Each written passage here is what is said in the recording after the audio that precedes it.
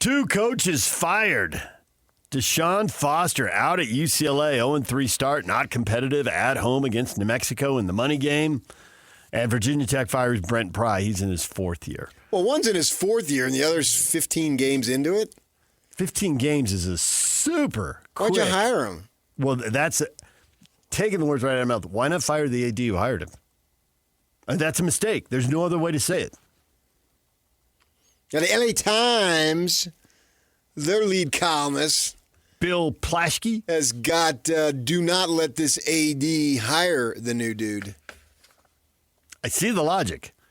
I haven't read what he wrote, but I'm assuming he's like, yeah, if you got it that wrong last time, why would the we give another headline shot? Says it all. You don't need to read it. What does it say? Plus, I don't know. Don't let this hike you hire another guy. I don't subscribe to anything. Okay. I have no subscriptions in any. Don't let Martin Jarman make the hire, Yeah, okay? yeah. I mean, that's. I already There it know what is. he's thinking. Bang.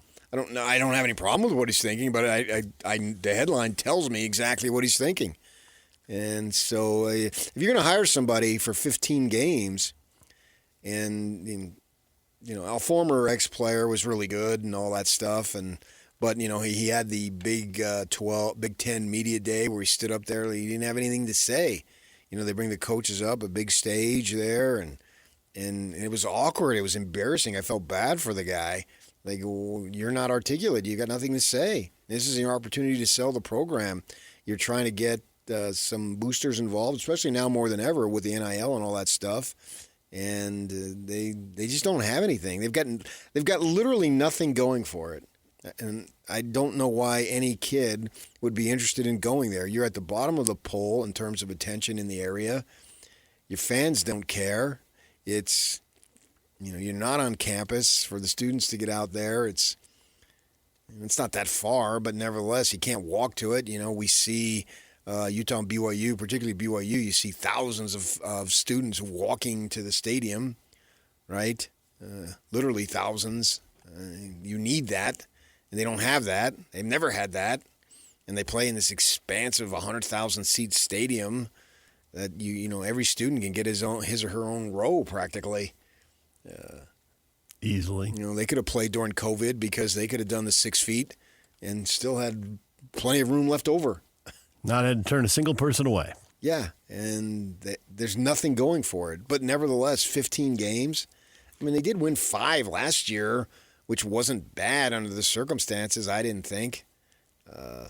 But now this year, wow. I mean, that atmosphere in the first game I was sitting there was as dead as anything I can remember, and you could feel how miserable it was through the television Saturday night. I fired up my Big Ten network, and it was awful. And he's gone. Now it's over. I've been around this program for a long time, and it's just unfortunate what's going on at this moment. That was Foster assessing his own program. Yeah. It's as low as it gets right there. I mean, spot on. Yeah. Right. They've never been a big time program, but in my time living there, they were at least competitive. There was a fan base that. But you saw them win 3 or 4 conference titles, and they haven't won a conference title in 25 years, and they've only rarely been in the mix. Right. And that's stretching across, 5 coaches? Yeah, and one of these .comers at the national level listed candidates, and Kalani Sitake was there. I just don't see it. Bronco Mendenhall, I believe, he's told people that he turned down the job once somewhere along the line. I can't remember where. I know that they've had interest in Kyle Whittingham, but, I mean, he's going to be 66 in 2 months, so that's highly unlikely. Hot shot coordinator, maybe, who's rising up the ranks. Now, I have no idea that this would be his name would be connected, but somebody like a Jason Beck, who's a younger guy, and he's full of energy, and somebody. I'm not saying. I'm just using him as an example, not him literally. So I'm not no inferences there. But maybe somebody like that who could bring in a fresh perspective because they've tried the in-house guy, so to speak, and that hasn't worked.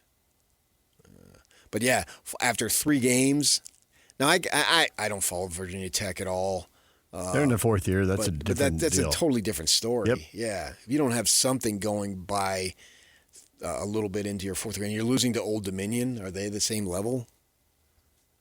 I don't know if they moved up or not. Yeah. I mean, they're at the same level. They're not a power school, so. Right, but they I mean might literally be, the same right, level. are they FCS? Yeah. So many teams back there have moved up. I don't follow it that close. And you're they may have. you're down. I mean, the only Old Dominion I follow is the band. There you go. Nice. ODU is FBS, but they're in Conference USA. They did move up, yeah. Got my tickets to see them in December for probably the 17th time.